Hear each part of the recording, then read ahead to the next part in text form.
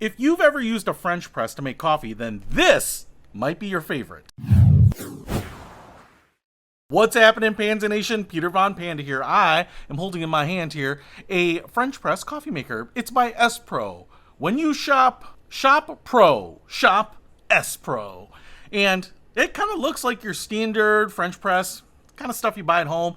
But this one, the Press Classic, has a unique filter here, which I am hoping is going to make me a lot happier. So if you have ever used French presses, you know that generally you get like this metal screen pressed between two metal plates, and what ends up happening is that some of those coffee grounds usually squeeze by it, so you might get some coffee grounds in your coffee, you know, little grittiness in the teeth. No big thing for me. I don't mind a little dirt and a little mud in my coffee. But the big problem with those is cleaning them up. So you have to kind of unscrew the two plates, separate them, rinse them out.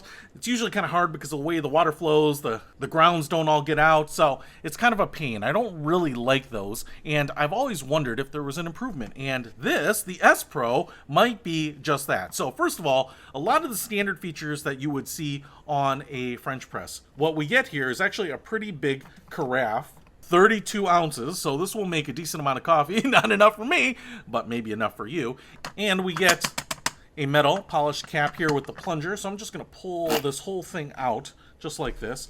And then we get this Pyrex glass carafe inside of this, looks like a stainless steel holder with a polymer handle, so that should make sure that the heat doesn't transfer to your hand. But I want to show you on this side, there's a little safety stop right there. It's a little stop that is glued to the glass here, and it means that this will not come out on its own. You can see it moving there just a little bit. So what you have to do here is rotate this around to the opening under the handle, and then it will come out just like this. So you can clean this. It's open on the bottom here. You can clean this out.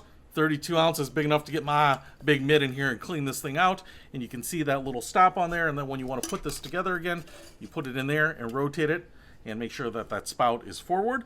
And then this is the piece that is most interesting to me. So I do have a manual here, but you can see how this plunger actually has a mesh filter on the bottom. So what I want to do here is follow these instructions.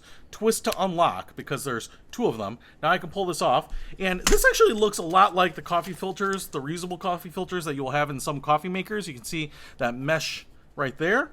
It's actually so fine I don't even see how it's meshed, but it's kind of a little translucent, right? So you can see through there. And so that is going to catch one level of coffee grounds. Then we have almost an exact copy right here, right? And then you can see the silicone seal right there. We have two rings there, so that is pretty nice. And then to put these back together, you would put them together like this. You have a little tab right there, put it on like that, and then twist that together.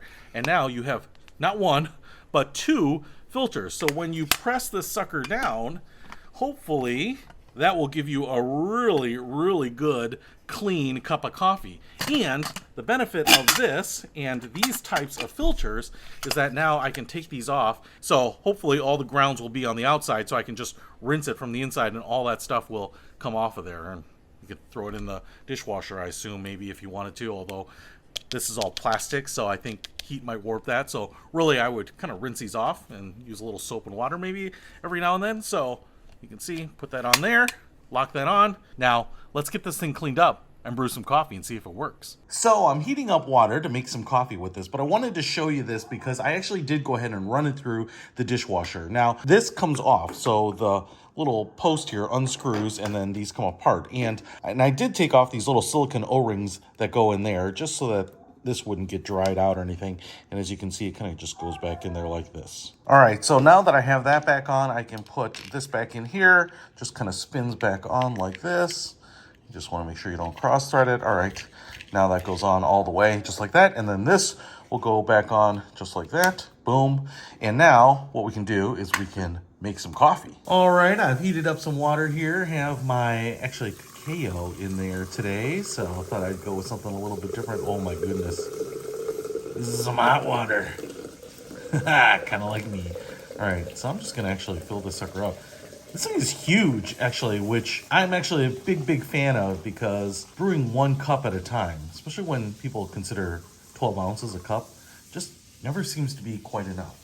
So what I'm gonna do now is just let that steep for a couple minutes here, and then we will plunge it. All right, this cacao, which kind of brews like coffee. It doesn't quite dissolve in the same way, so it doesn't look as dark, but that is normal. Now I'm actually just going to go ahead and plunge here, and you can see those baskets. The actual bottom of the basket is down here, so you can see how it collects around the side, which is actually kind of nice because it creates more surface area. If you have a lot of grounds in here, it's kind of pressing it up against there, so it's kind of pushing a lot of water through. I'll tell you what, it's going down super smoothly. I'm just pressing it down very slowly because I don't want to overjuice something through the screens or anything, but man, I'm doing it one finger. Let me show you. I was doing this one finger, and sometimes you really have to press on these things. But the other nice thing is that you're not compressing with the flat screen all the way in the bottom, so sometimes you're just squeezing those grounds on the bottom, but because the grounds are around the side here, you're not pressing those like an espresso. And here, now we have a lot of this cacao drink, and I'm just kind of curious. This looks and tastes good. And I will say here that this makes a ton. This is a very, very big tumbler. I don't know, 22 ounce or something. So let's try it and see if this is the best cacao drink I've ever had. All right, here it is. Whew, it's hot. Steam is rising off this bad boy.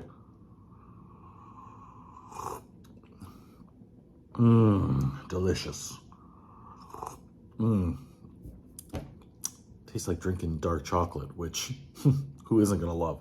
Wow, that worked really well. I'll tell you what, these French presses are nice because you allow them to steep however long you want. If you want a little more watery, thin mixture, then you press it early. If you want it to really steep for a long time, make it really rich and thick, then you can do that too. And so something like this really allows you to dial in your coffee however you like it. So that's what I love about these things. And for me, the size of this thing, it's so much bigger than my other ones. The screens here, which have obviously worked perfectly, there is not a trace of ground anywhere here.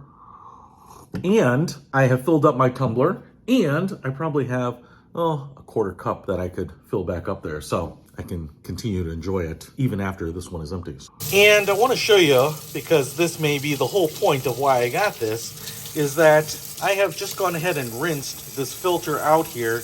And as you can see, it is spotless. I kind of feel like I don't necessarily need to do any other cleaning other than rinsing this off, because even that silicone O-ring looks good. I don't see any grounds in the mesh. Obviously, I will take it apart and just clean it, but obviously nothing got inside, so that's pretty nice. And I tell you what, I can go ahead and fill this up again, reuse it, make myself some more coffee with this French press, and the coffee is ground-free, and the cleanup is ground-free. So I really love it. So I am really impressed with this ESPRO. There's no reason to just go pro, go ESPRO with this French press. This is the one that I will be using from now on. So if you want to pick this up, I'll put a link to it in the description. Peter Von Panda, out. We can discover more and explore so much deeper.